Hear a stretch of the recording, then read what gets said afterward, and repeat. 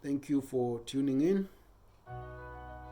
I want to speak about the arresting, or as we can call it, the presentation of themselves. CS Rotich, CS Treasury, and his PS Dr Kamau Thugge. These two orders were issued for them to be arrested, but they opted to take the easy route out. They presented themselves to the DCI, and they spent the night in police cells, and they were arraigned in court this morning. Reading the charge sheet, one is totally worried and concerned.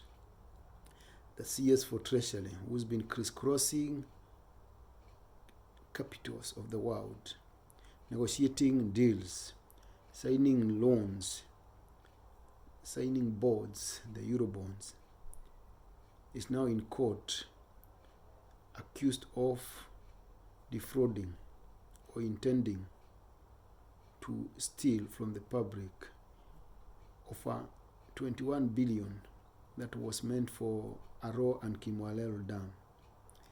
If the accusations can be assumed to be true, then it is very concerning that a CS for Treasury, who's under his tenure since 2013, the country has accumulated over 6 trillion in debt. If he could have been involved in defrauding 21 billion, then you wonder what he's been doing with the other trillions that he signed.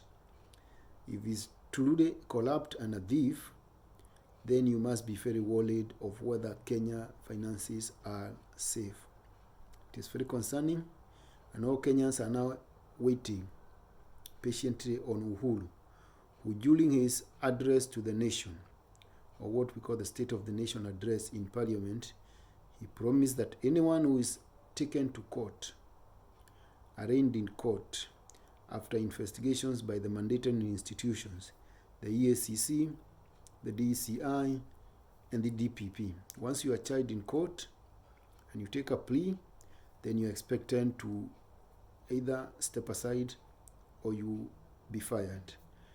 So it's now upon the president to keep his words and ensure that Kenya has a new CS for Treasury and a new PS for Treasury. There are so many other within the department that have been implicated, but they are all expected not to report back to the office. Among the terms of the bond, the bill terms, was not going back to the office. So technically, CS Rotich cannot access Treasury, neither can Dr. Kamau Thugge. So it's incumbent on the appointing authority to make sure that those offices are not left unattended and new occupants are named as soon as possible. It's all for Uhuru Kenyatta now. As Kenyans, we wait patiently to see what is going to happen. And I think it's also good to say that it's long overdue for a cabinet reshuffle. We've not seen a cabinet that's so disjointed and in easy words, incompetent. There's so much incompetence in the cabinet at the moment, but they have survived for quite some time. It's upon the president now to show Kenyans that he is also fighting corruption. He's been blaming judicially, but even in him, waiting for too long, when people have been mentioned, it also shows he's maybe not very serious as people would expect.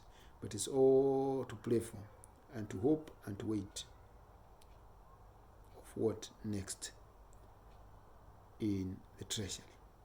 Thank you.